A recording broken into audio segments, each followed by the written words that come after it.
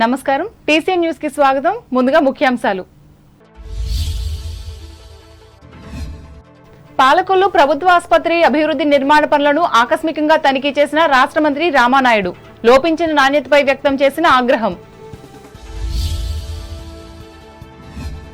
పిల్లలను విధిగా బడులకు పంపి విద్యావంతులను చేయాలి. నర్సాపురం మండలంలో తల్లిదండ్రులకు హితవు పలికిన పశ్చిమ గోదావరి జిల్లా కలెక్టర్ నాగరాణి.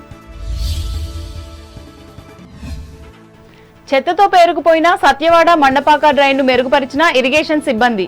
తణుకు ఎమ్మెల్యే ఆర్మిల్లి ఆదేశాలకు స్పందించిన అధికారులు.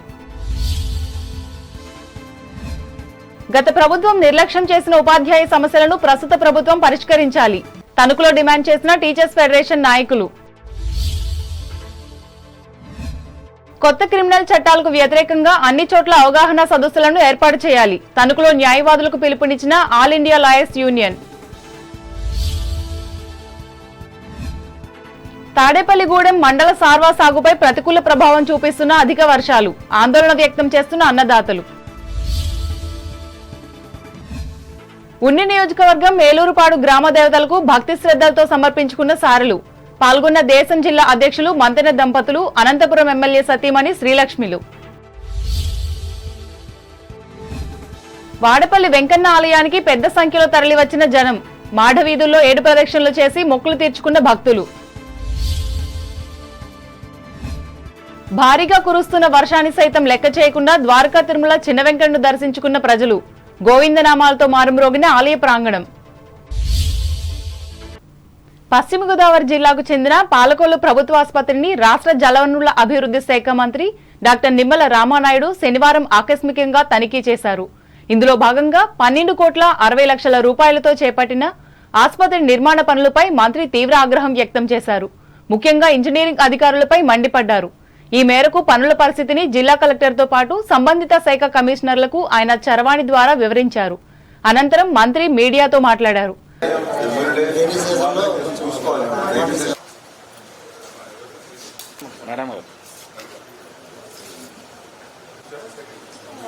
ఎట్లా మీరు ఇంజనీరింగ్ మీరు ఎప్పుడైనా వచ్చారా గారు? మరి చూసినప్పుడు మీరైనా డైరెక్షన్ ఇవ్వాలిగా. మీరు చూపించండి. ఏ స్లాబ్ అయినా మీరు మీ ఇంటి మీదకి ఎక్కేయాలంటే ఫస్ట్ ఫ్లోర్కి స్లోప్ రావాలి కదా నీకు.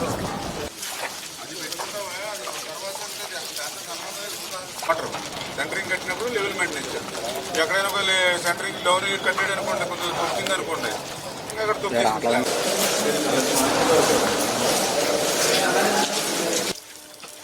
అదే మొన్న మీరు వచ్చారని ఎట్లా ప్రతి ప్రాంతంలోనే ఎట్లా బలైపోయాయి.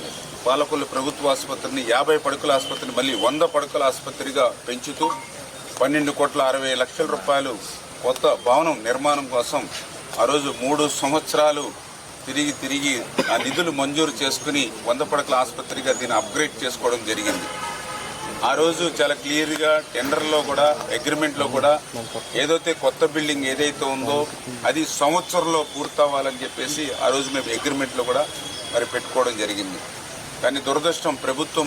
ఆయన వెంట ఏపీ మెడికల్ కార్పొరేషన్ ఇంజనీర్ల బృందం SE K Balaramireddy, EE BV Giri, DE M Srinivasareddy, ఆసుపత్రి సూపరింటెండెంట్ డాక్టర్ రవికుమార్లు ఉన్నారు.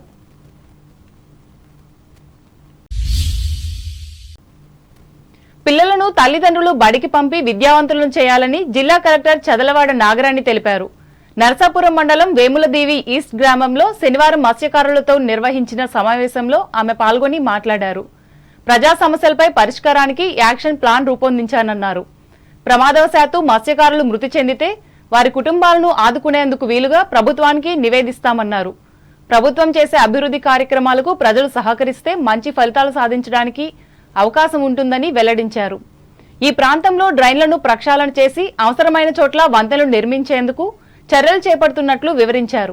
ఆరోగ్యం గురించి కానీ, పిల్లల చదువుల విషయంలో రెసిడెన్షియల్ స్కూల్ పెట్టడం గురించి, కాలేజెస్ గురించి, తర్వాత ఇక్కడ జీవనోపాధులు లైవ్లీహుడ్స్, ముఖ్యంగా అవసరమైన మీకు ఇన్పుట్స్ ఏం కావాలి, దానికి లోన్స్, ఇలాంటి విషయాలు, తర్వాత యాక్సిడెంట్స్ జరిగినప్పుడు దాని మీదకు తీసుకోవాల్సిన కొన్ని చర్యలు, పర్టికులర్గా కొండయ్య గారు వారి కుమారుడు కొన్ని అది సముద్రంలో ఇలా ఆయనకి అంత కష్టంలో కూడా మనం వెంటనే ప్రభుత్వం నుంచి సహాయం అందించకుండా ఇంకా రకరకాల కాగితాలని చెప్పేసి సిబ్బంది పెట్టడం నిజంగా చాలా బాధాకరమైన విషయం. ఇలాంటి సమస్యలు తర్వాత మనకి మేము వారిని పర్సనల్గా తీసుకుని సాల్వ్ చేయడానికి ప్రయత్నిస్తాము. అదేవిధంగా ఇక్కడ మనకి ఈ కొక్కిలేరు డ్రైన్, ఈస్ట్ కొక్కిలేరు, వెస్ట్ కొక్కిలేరులో ఉన్న వర్క్స్, ఫ్లూయిడ్స్ రిపేర్స్ కానీ మార్చడం కానీ దానివల్ల మీకు ఆ వాక్ నుంచి వచ్చే ఇబ్బందులు కూడా కొంతవరకు అర్థమైంది.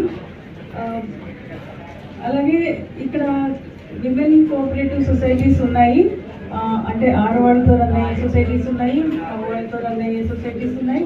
వీరందరినీ కూడా స్ట్రెంగ్తన్ చేయాల్సిన అవసరం చాలా ఉంది. డిఎఫ్ఓ గారిని, ఇక్కడ ఉండే ఫిషరీస్ డిపార్ట్మెంట్స్ని నేను కోరేది ఏంటంటే ఇక్కడ ఉన్న సంఘాలన్నింటినీ కూడా స్ట్రెంగ్తన్ చేయాలి, వాటితో మీటింగ్స్ పెట్టాలి, అన్ని ట్రిప్ యాక్టివిటీ అన్ని కరెక్ట్గా చేయించాలి. ఇక్కడ మన జిల్లా పీడీడీఆర్డీ గారు కూడా ఉన్నారు. మనకి జరిగే డిసిసిబి మీటింగ్లో వీరికి చిన్న చేతి వృత్తుల వారికి వెండర్స్కి ఇచ్చే లోన్స్ అన్నింటినీ కూడా మనం మొబిలైజ్ చేయాల్సి ఉంటుంది. అంటే ఇప్పుడు చర్చించిన విషయాలన్నీ కూడా నేను సమగ్రంగా 2-3 దఫాలు మీటింగ్స్ పెట్టుకుని ఒక యాక్షన్ ప్లాన్ చేసుకుని సాల్వ్ చేయడానికి ముందుకు. ఈ సమావేశంలో నరసాపురం శాసనసభ్యులు బొమ్మిడి నాయకర్, ఆర్డీఓ ఎం అచ్యుత అంబరీష్, జిల్లా మత్స్యశాఖ అధికారి ఆర్డీఎస్ ప్రసాద్, నియోజకవర్గ టీడీపీ అధ్యక్షులు పొతూరి రామరాజు, జిల్లా మత్స్యకార సంఘం అధ్యక్షులు అన్రజు చల్లారావులు పాల్గొన్నారు.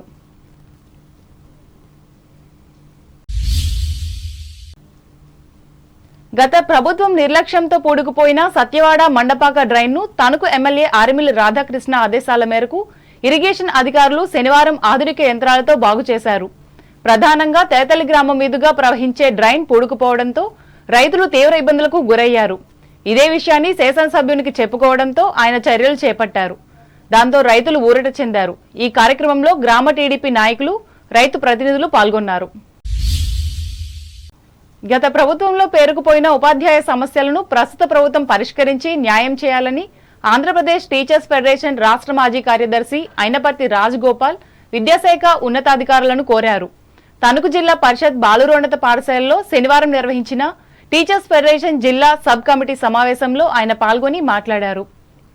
ముఖ్యంగా సమాజ ఉన్నతికి దోహదపడే విద్యార్థులను తీర్చిదిద్దే ఉపాధ్యాయులకు అదనపు బాధ్యతను అప్పగించి అసలు బాధ్యతను బలహీనపరచడం సరైనది కాదని ఆయన చెప్పారు.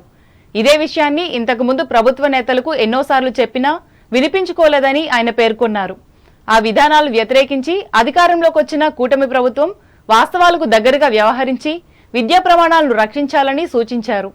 అలాగే పాత పెన్షన్ విధానాన్ని కూడా అమల్లోకి తేవాలని ఆయనపర్తి డిమాండ్ చేశారు. మేము తీసుకున్న ప్రభుత్వం సాధ్యమైనంత వరకు తొందరలో ప్రాథమిక పాఠశాలని అభివృద్ధి చెందడానికి 117 జీవోను రద్దు చేసి 3-4 తరగతుల హై స్కూల్లో ఉన్నటువంటి మెరుగైనటువంటి తరగతులని ఎలిమెంటరీ స్కూల్లో తీసుకొచ్చినట్లయితే ప్రాథమిక పాఠశాలన్నీ కూడా బలోపేతం అవుతాయి. ప్రతి విద్యార్థి కూడా డ్రాప్అవుట్ అవ్వకుండా చదువుకుంటా కూడా బాగుంటుంది. ఆ విధంగా చేసినట్లయితే మరి దీని భవిష్యత్తు బాగుంటుంది. 1వ తరగతి నుంచి 12వ తరగతి వరకు కూడా సక్సెస్ స్కూల్ లాగా గతంలో ఉన్నట్టుగానే అంటే 2 మీడియంలు పునరుద్ధరించాలి. వాడికి ఏది ఇష్టమైతే ఆ భాష నేర్చుకోవడానికి అవకాశం ఉండేలాగా తెలుగు మాధ్యమం, ఇంగ్లీష్ మాధ్యమం రెండింటిని కూడా కొనసాగించాలని కోరుకుంటున్నాం. సిపిఎస్ విధానాన్ని, జిపిఎస్ విధానాన్ని రద్దు చేసి పాత పెన్షన్ విధానాన్ని పునరుద్ధరించాలని ప్రభుత్వానికి విన్నవించుకుంటున్నాం. భవిష్యత్తులో కూడా ఉపాధ్యాయుల యొక్క సమస్యలు ఏమైనా ఉంటే అన్నింటినీ కూడా మరి చాకచక్యంగా ఉభయతారకంగా ఆ యొక్క సమస్యలన్నింటినీ కూడా పరిష్కరించాలని గతంలోనే ప్రభుత్వానికి విన్నవించుకోవడం జరిగింది. మాకు రావాల్సినటువంటి డిఏ బకాయిలు కానివ్వండి, పిఆర్సీ బకాయిలు కానివ్వండి, అవన్నింటినీ కూడా మరి తొందరలో ఇప్పించవలసిందిగా ప్రభుత్వాన్ని కోరుకుంటున్నాం. జిల్లా ప్రధాన కార్యదర్శి బివి నారాయణ కూడా మాట్లాడుతూ గురువులు ఎదుర్కొంటున్న సమస్యలను వివరించారు. ఈ సమావేశంలో ఫెడరేషన్ జిల్లా ఉపాధ్యక్షులు పిఎన్వి ప్రసాదరావు, ఏ వీరభద్రరావు, కె రాంబాబు, జిల్లా కార్యదర్శి పి జనార్దన స్వామి, మండల నాయకులు కోట రాంప్రసాదులు పాల్గొన్నారు. కొత్త క్రిమినల్ చట్టాలకు వ్యతిరేకంగా అన్ని చోట్ల సదస్సులు నిర్వహించి అవగాహన కల్పించాలని ఆల్ ఇండియా లాయర్స్ యూనియన్ పాత ఉభయ గోదావరి జిల్లాల కమిటీ న్యాయవాదులకు పిలుపునిచ్చింది. తణుకు బార్ అసోసియేషన్ భవనంలో శనివారం నిర్వహించిన ఈ యూనియన్ ఉభయ జిల్లాల కమిటీ నాయకుల సమావేశంలో ఈ అంశంపై చర్చించి ఉద్యమాన్ని రూపొందించారు. భారత రాజ్యాంగం కల్పించిన ప్రాథమిక హక్కులు, వాక్ స్వాతంత్ర్య హక్కులను హరించే విధంగా కొత్త చట్టం ఉందని సమావేశం పేర్కొంది. అయితే ఇంతటి ప్రమాదకరమైన ఈ చట్టాలు గొప్పవని కేంద్రం ప్రచారం చేయడం విడ్డూరంగా ఉందని తీర్మానించారు. ఈ నేపథ్యంలో పౌరుల హక్కులను హరించే ఈ చట్టాలను అర్థమయ్యేలా చెప్పే బాధ్యత లాయర్లదేనని సమావేశం అభిప్రాయపడింది. దీనిని పురస్కరించుకుని ప్రచారబాట పట్టేందుకు బాధ్యత గల తమ సంఘం నడుం బిగించిందని నాయకులు పేర్కొన్నారు. యూనియన్ నాయకులు ఎస్ఎన్ జాజువుద్దీన్ బాబా అధ్యక్షతన జరిగిన ఈ సమావేశంలో ఉభయ జిల్లాల యూనియన్ ప్రధాన కార్యదర్శి కామన మునుస్వామి, కోశాధికారి పివి వేణుగోపాల్ చౌదరి, జిల్లా కమిటీ సభ్యులు పివిపి లక్ష్మి, బార్ అసోసియేషన్ ఉపాధ్యక్షులు కొండా శ్రీనివాసరావులు పాల్గొన్నారు. ఇప్పుడు వాణిజ్య ప్రకటనలు.